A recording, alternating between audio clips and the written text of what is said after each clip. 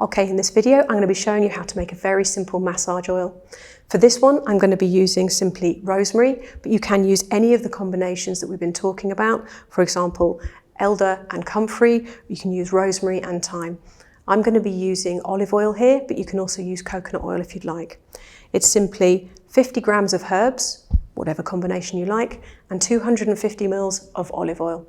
And we're going to pop them into our heat-proof bowl and then add it to our pan as a bain-marie. So I pre-measured this out.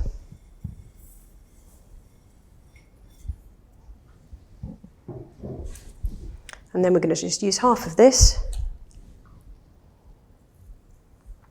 And we're going to make sure that it covers over the top. And the great thing about this, it will leave your house smelling delicious. Now for a bain-marie, what we do is we have about 1 inch of boiling water in here, and we keep it on a very low heat. And what will happen is it will very slowly heat this up at a low temperature. My advice is to set an alarm for every half an hour to make sure that it doesn't run out of water.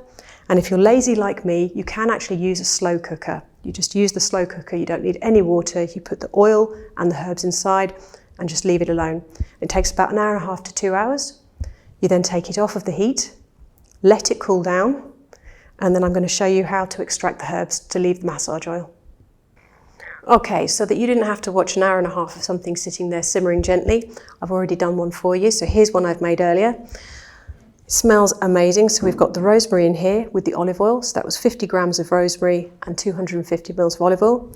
We're going to pass it through this, which is simply a nut bag. You can also use muslin, cotton, or a clean pair of tights to sieve anything out. Once that's done, we're going to pop it in a bottle and it is ready to go. So very carefully, I'm going to pour the oil through the filter. It just smells absolutely gorgeous. Getting as much out as possible. Then I'm going to just let this drip through.